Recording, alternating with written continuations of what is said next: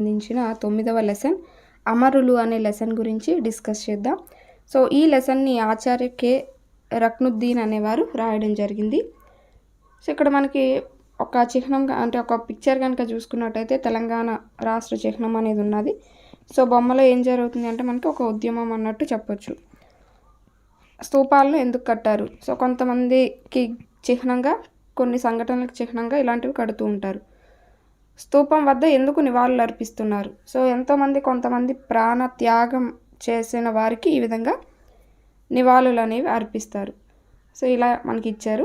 అయితే పాఠం నేపథ్యం కనుక చూసుకుంటే ప్రత్యేక తెలంగాణను కాంక్షిస్తూ 1969లో పెద్ద ఎత్తున తెలంగాణ ప్రజలు ఉద్యమం చేశారు.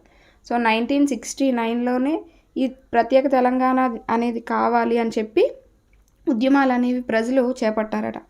నాటి పోరాటంలో 360 మందికి పైగా విద్యార్థులు, యువకులు ప్రాణత్యాగం చేశారు. ఆ అమరవీరులకు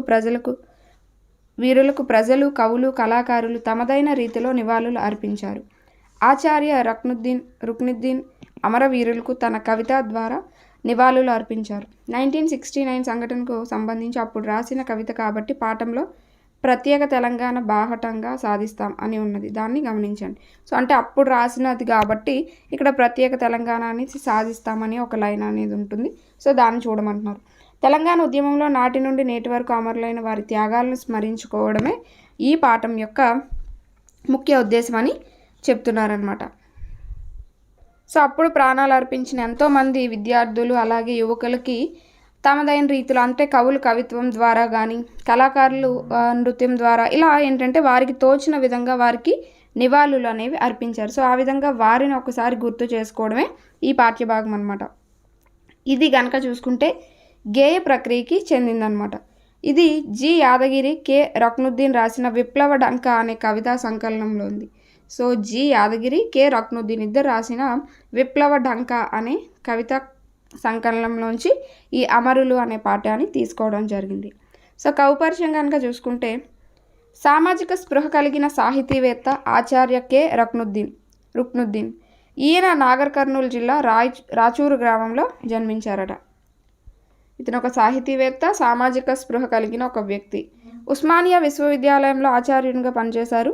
జానపద సాహిత్యంలో అలంకార విధానంపై పరిశోధనా గ్రంథాన్ని రాశారు.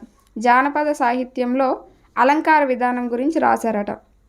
1969 సంవత్సరంలో విప్లవ డంకా మోగించడంతో మొదలైన ఇతని రచనా వ్యాసంగం తుది శ్వాస వరకు కొనసాగింది. అంటే 1969లో విప్లవ డంకా అనే దగ్గర స్టార్ట్ చేశారు ఇతను రచనలు చేయడం అనేది.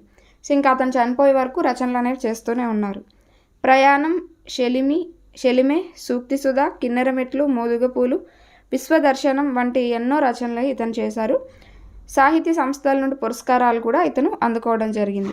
సో 1947లో జన్మించారు. 2013లో చనిపోవడం జరిగిందనమాట. సో ఇంకా మనం ఈ లెసన్లో కనుక వెళ్ళిపోయినట్టయితే చెప్పుకున్నాం కదా 1969లో కొంతమంది ప్రాణాలు అర్పించారని. సో వాళ్ళకి చిహ్నంగా కవి ఈ విధంగా నివాళులు అనేవి అర్పిస్తున్నారనమాట. మాకై అసువులు బాసిన మాన్యులారా, ధన్యులారా, మాతృభూమి స్వేచ్ఛ కొరకు బలి అయిన ప్రబలులారా. ఇక్కడ అసువులు అంటే ప్రాణాలు, బాసిన, సో అసువులు అంటే ప్రాణాలు, బాసిన అంటే వదిలిన, అంటే మాకై ప్రాణాలు వదిలిన మాన్యులారా అంటే ఓ పుణ్యాత్ములారా, ధన్యులారా, మాతృభూమి స్వేచ్ఛ కొరకు బలి అయిన ప్రబలులారా. ప్రబలులు అంటే వీరులు అని అర్థం. సో మాకై ప్రాణాలు విడిచినారు ఓ పుణ్యాత్ములారా, ఓ ధన్యులారా, మాతృభూమి స్వేచ్ఛ కొరకు అంటే మాతృభూమి స్వతంత్రం కొరకు బలి అయ్యారు అంటే మీ ప్రాణాలు అనేవి వదిలారు ఓ వీరులారా అని అంటున్నారు. తెలంగాణ గర్భమున గలిగిన శ్రీ రుద్రులారా, జనని సకుల సేవలకై తను ఒడ్డిన ఘనులారా. తెలంగాణ గర్భాన అంటే తెలంగాణ గడ్డ మీద కలిగిన ఓ రుద్రులారా, కలిగిన అంటే పుట్టిన. సో తెలంగాణ గట్టుపైన పుట్టిన ఓ రుద్రులారా అంటే శౌర్యం కలిగిన వారా, పరాక్రమం కలిగిన వారు అని అర్థం. జనని సకుల సేవలకై తను ఒడ్డిన ఘనులారా. జనని అంటే తల్లి, సకుల అంటే స్నేహితులు, సేవలకై అంటే వారి కోసమై, తను ఒడ్డిన, తను అంటే ప్రాణాలు, శరీరం ఏదైనా అనొచ్చు. సో వాళ్ళ కోసం వడ్డిన అంటే వదిలిన ఘనులారా అంటే తెలంగాణ గర్భంలో పుట్టి అంటే తెలంగాణ గడ్డపై పుట్టిన ఓ శౌర్యం పరాక్రమం కలిగిన వారా, తల్లుల కోసం అలాగే స్నేహితుల కోసం వారి సేవల కోసం మీరు ప్రాణాలు అనేవి వదిలారు, ఎంత గనులు మీరు అని ఇక్కడ కవి అంటున్నారు. నెక్స్ట్, సౌహార్దత తోడనిచ్చు జోహారులు జోహారులు, సకల జనుల సమూహములు సమర్పించు జోహారులు. ఇక్కడ సౌహార్దత తోడ అంటే హృదయపూర్వక, సో హృదయపూర్వక జోహార్లు మీకు అందిస్తున్నాము. సకల జనుల అంటే మొత్తం ప్రజలందరూ, ఈ సమూహాలందరూ కూడా మీకు ఈ జోహార్లు, నమస్కారాలు, నివాళులు అర్పిస్తున్నారు అని అర్థం వస్తుంది. ఏ తల్లి కడుపు పంటల కొరకో నీ తల్లి కడుపు మంటలు మాడెను, ఏ సతి సౌభాగ్యముల కొరకో నీ సతి కుంకుమ గోల్పోయెను అంటే ఏ తల్లి కడుపు పంటల కొరకో, ఇక్కడ కడుపు పంటలు అంటే బిడ్డలు అని అర్థం వస్తుంది. సో వారి కోసం అంటే ఏ తల్లి కన్నబిడ్డల కొరకో నీ తల్లి కడుపు మంటలు మాడెను అంటే నీ తల్లి అంటే బిడ్డ చనిపోతే తల్లి శోకం తట్టుకోగలదా, లేదు కదా. సో అలా ఎవరో కన్న తల్లి బిడ్డల కోసం నీ ప్రాణాలు అనేవి నువ్వు వదిలేసి నీ కన్న తల్లికి కడుపు మంట మిగిల్చారు అని కవి అంటున్నారు. ఏ సతి సౌభాగ్యముల కొరకో అంటే ఏ ఆడబిడ్డ సౌభాగ్యముల కొరకో నిండు సౌభాగ్యం కోసం నీ సతి కుంకుమ గోల్పోయాను అంటే భర్త చనిపోతే కుంకుమ అనేది తీసేస్తారు కదా. సో అలా మీరు మీ సతుల యొక్క కుంకుమని చెరిపేశారు అంటే మీరు చనిపోయి ఇంకొకరి యొక్క సౌభాగ్యాన్ని నిలబెట్టారు అని ఇక్కడ కవి అంటున్నారు. ప్రత్యేక తెలంగాణ కొరకై ప్రవహించిన నీ రక్తం, పాపాత్ముల పరిపాలన పటాపంచల పర్యంతం, క్రాంతి విడదు శాంతి పడదు. ప్రత్యేక తెలంగాణ కొరకై అంటే ఈ ప్రత్యేక తెలంగాణ పోరాటంలో ప్రవహించిన నీ రక్తం అంటే నీ ప్రాణాలు విడిచావు కదా. సో ఆ రక్తం, ప్రవహించిన నీ రక్తం అనేది పాపాత్ముల పరిపాలన పటాపంచలో పర్యంతం, పాపాత్ముల యొక్క పరిపాలన అనేది అంటే చెడ్డవారి యొక్క పరిపాలన అనేది పటాపంచలో పర్యంతం అంటే ముగిసే వరకు, క్రాంతి విడదు శాంతపడదు. క్రాంతి విడదు అంటే విశ్రమించదు, శాంతించదు. సో ప్రత్యేక తెలంగాణ కొరకు నీ యొక్క రక్తాన్ని చిందించావు నువ్వు. సో ఆ రక్తం అనేది శాంతించదు ఎప్పటి వరకు, ఈ పాపాత్ముల ఈ చెడ్డవారి యొక్క పాలన అనేది అంతమయ్యే వరకు, ముగిసే వరకు అది శాంతించదు, విశ్రమించదు అని ఇక్కడ అర్థం వస్తుంది. మీ ఒక్కొక్క రక్తపు చుక్కే లావైన విషమ్ములు గ్రక్కే, ఈ వీరుల ఉద్రేకాస్త్రం ఈ వీరుల ఉద్బోధార్థం.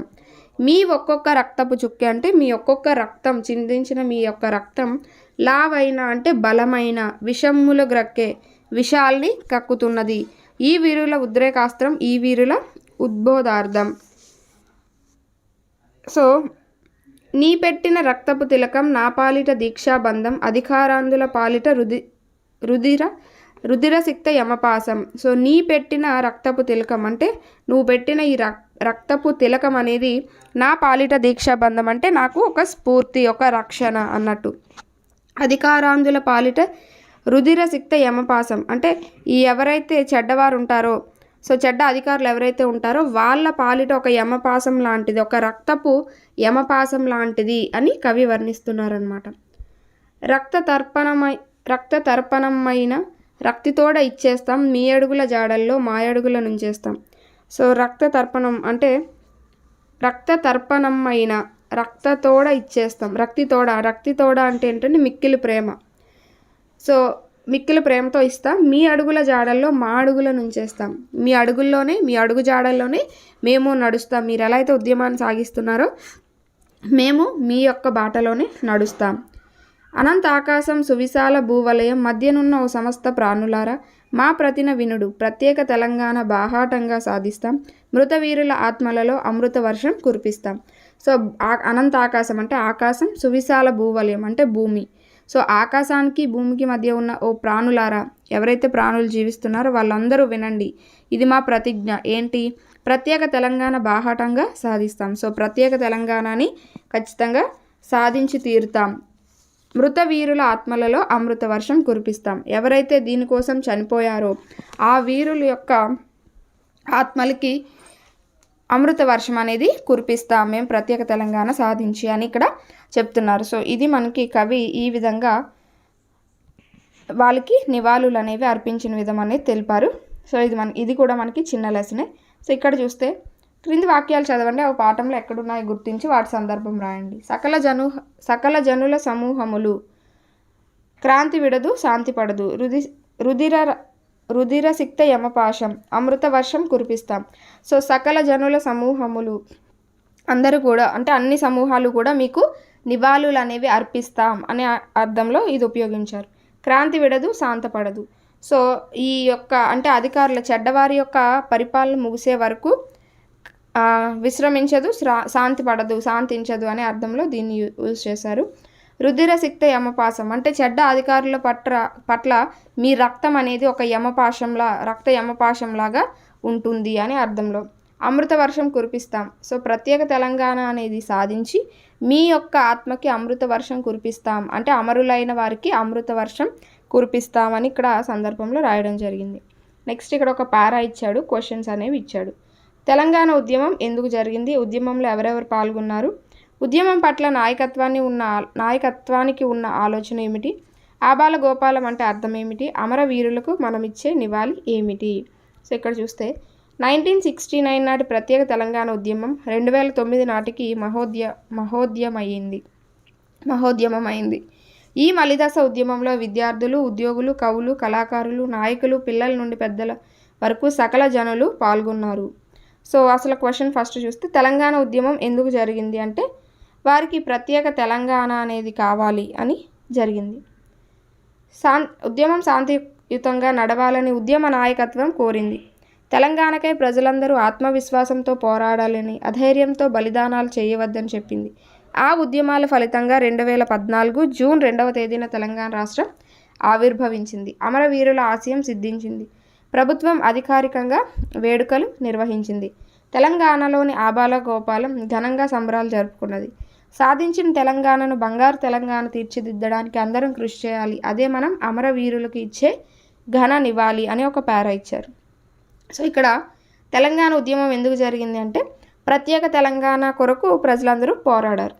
ఉద్యమంలో ఎవరెవరు చిన్నలు, పెద్దలు, కళాకారులు, రచయితలు, ఉద్యోగులు, స్టూడెంట్స్ అందరూ కూడా పాల్గొన్నారు. ఉద్యమం పట్ల నాయకత్వానికి ఉన్న ఆలోచన ఏమిటి. సో ఉద్యమం అనేది ఎలాంటి రక్తపాతానికి దారి తీయకుండా శాంతియుతంగా జరగాలి అని అనుకున్నారు. ఆబాల గోపాలం అంటే చిన్నాల నుంచి పెద్దల వరకు అందరూ. అమరవీరులకు మనం ఇచ్చే నివాళి ఏంటి. సో తెలంగాణని బంగారు తెలంగాణగా తీర్చిదిద్దడమే మనం అమరవీరులకి ఇచ్చే నివాళి అని ఇక్కడ ఇవ్వడం జరిగింది. సో నెక్స్ట్ పదజాలంలో కనుక చూసుకుంటే కింది పదాలకు పర్యాయ పదాలు రాయండి. సమూహం అంటే గుంపు లేదా బృందం. గుంపు అంటాం, బృందం అంటాం, సమూహం అంటాం, సముదాయం అంటాం. సో బృందం, గుంపు, సముదాయం. నెక్స్ట్ అసువులు అంటే ప్రాణాలు, ఉసురు తీసేశారు అంటారంటే ప్రాణాలు తీసేశారు. స్వేచ్ఛ అంటే స్వాతంత్రం, విముక్తి అని రాసుకోవచ్చు. అలాగే సఖులు అంటే స్నేహితులు, మిత్రులు అని రాసుకోవచ్చు. సో ఈ విధంగా మనం రాసుకోవచ్చు. నెక్స్ట్ క్రింది వాక్యాల్లో గీత గీసిన పదాలకు గల నానార్థాలు రాయండి. సో ఇక్కడ వర్షం అనే దాని కింద గీత గీశారు. ఈ వర్షంలో కురిసిన పెద్ద వర్షం ఇది. ఈ వర్షం ఇక్కడ ఫస్ట్ వర్షం అంటే ఏంటంటే సంవత్సరం. సెకండ్ పెద్ద వర్షం అంటే వాన. సో సంవత్సరం, వాన. ఈ వర్షంలో కురిసిన పెద్ద వర్షం ఇది. సో ఈ వర్షం అంటే ఈ సంవత్సరంలో కురిసిన పెద్ద వాన ఇది అని చెప్పొచ్చు. అమృతంతో పాయసం చేశారు. అమృతంతో చేతులు కడిగారు. సో పాలు అంటే అమృతం అని వస్తుంది. పాలుతో పాయసం చేశారు. అమృతంతో చేతులు కడిగారంటే ఇక్కడ నీరు అన్న అమృతం అనేది వస్తుంది. సో నీటితో చేతులు కడిగారు అనేది రాసుకోవచ్చు. నెక్స్ట్ క్రింది వృత్తంలో గల ప్రకృతి వికృతి పదాలను గుర్తించి రాయండి అన్నారు. సో ప్రకృతి వికృతి ఆకాశం,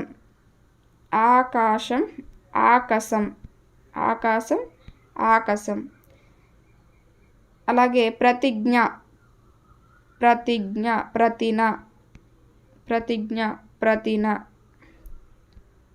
అలాగే భాగ్యం,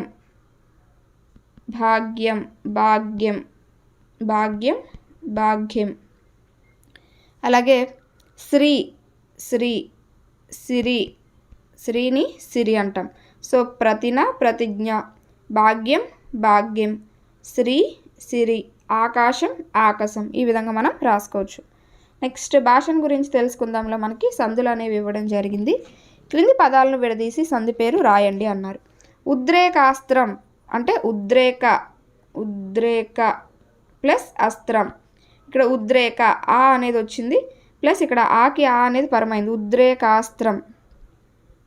సో ఇక్కడ ఆకి ఆ అనేది పరమైంది కాబట్టి, అలాగే దీర్ఘం అనేది కూడా వచ్చింది కాబట్టి ఇది సవర్ణ దీర్ఘ సంధి అవుతుంది. మొట్టమొదట అంటే మొదట ప్లస్ మొదట. సో ఇక్కడ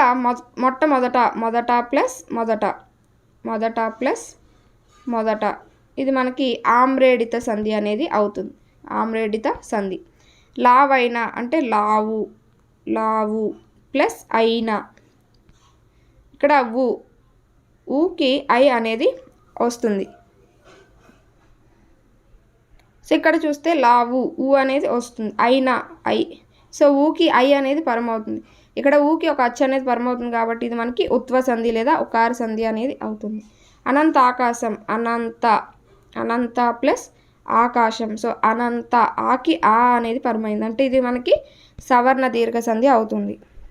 అలాగే ఒక్క ప్లస్ ఒక్క, ఇది మనకి ఆమ్రేడిత సంధి అవుతుంది, ఆమ్రేడిత సంధి అనేది అవుతుంది. సో ఈ విధంగా మనకి సంధుల గురించి ఇచ్చాడు. అలాగే మనకి చాలా చాలా ఇంపార్టెంట్ అయిన ఉపమాలంకారం అనేది కూడా ఇచ్చాడు. ప్రీవియస్లో మనకి లెసన్లో వృత్యానుప్రాస అలంకారం గురించి చెప్పుకున్నాం. సో ఇక్కడ మనకి ఉపమాలంకారం గురించి ఇచ్చాడు. సో ఇక్కడ చూస్తే ఆమె ముఖం అందంగా ఉన్నది, ఆమె ముఖం చంద్రబింబం వలె అందంగా ఉన్నది. సో ఈ రెండు వాక్యాల్లో కనుక చూసుకుంటే ఫస్ట్ వాక్యంలో ఆమె ముఖం అందంగా ఉన్నది అనే దానికి బదులుగా ఆమె ముఖం చంద్రబింబం వలె ఉన్నది అనే వాక్యం అనేది కొంచెం అట్రాక్టివ్గా ఉన్నది. ఇలా మనం మనల్ని ఆకట్టుకునేటట్టుగా చెప్పడానికి ఈ చంద్రబింబం అనే పోలికని ఉపయోగించాం. సో ఇట్లా చక్కని పోలిక చెప్పడాన్ని ఉపమాలంకారం అని అంటూ ఉంటాం. సో ఇందాక అంటే ప్రీవియస్లో వృత్యానుప్రాస అని చెప్పుకున్నాం. అంటే అక్కడ ఏంటి, ఒకే హల్ అనేది పదే పదే వచ్చినప్పుడు సో కొంత అందం అనేది ప్రాస అనేది చేకూరుతుంది. సో అలా ఒకే హల్లు పదే పదే వచ్చినప్పుడు అది వృత్యానుప్రాస అలంకారం, అది శబ్దాలంకారం అని చెప్పుకున్నాం. సో ఇక్కడ మనం ఏదైనా ఒక సెంటెన్స్లో కొంత ఆకట్టుకునే విధంగా దేంతోనైనా పోలిక కనుక చేసినట్టయితే దాన్నే మనం చక్కని పోలిక చెప్పడాన్నే ఉపమాలంకారం అని అంటూ ఉంటాం అన్నమాట. సో పై వాక్యాన్ని బట్టి చూస్తే ఉపమాలంకారంలో 4 అంశాలనే ఉంటాయి. సో ఇవి చాలామంది కన్ఫ్యూజ్ అవుతూ ఉంటారు, చాలా ఈజీ అండి. ఉపమేయం అంటే దేనిని లేక ఎవరిని పోలిస్తున్నామో అదే ఉపమేయం. సపోజ్ ఇక్కడ ఆమె ముఖం అనేది అన్నాం, సో ఆమె ముఖాన్ని పోలిస్తున్నాం కాబట్టి అది ఉపమేయం. ఉపమానం అంటే దేనితో పోలుస్తున్నాం, సో చంద్రబింబంతో ఇక్కడ ఆమె ముఖాన్ని పోల్చాం, ఇక్కడ చంద్రబింబం అనేది ఉపమానం అనేది అవుతుంది. సమాన ధర్మం అంటే ఉపమానాల్లో ఉండే ఒకే విధమైన ధర్మం అంటే అందంగా ఉండడం. సో చంద్రబింబం కూడా అందంగా ఉంటుంది, ఆమె ముఖము అందంగా ఉంది. సో ఈ రెండిట్లో అందంగా ఉన్నది అనేది కామన్ కాబట్టి దాన్ని సమాన ధర్మం అని అంటూ ఉంటాం.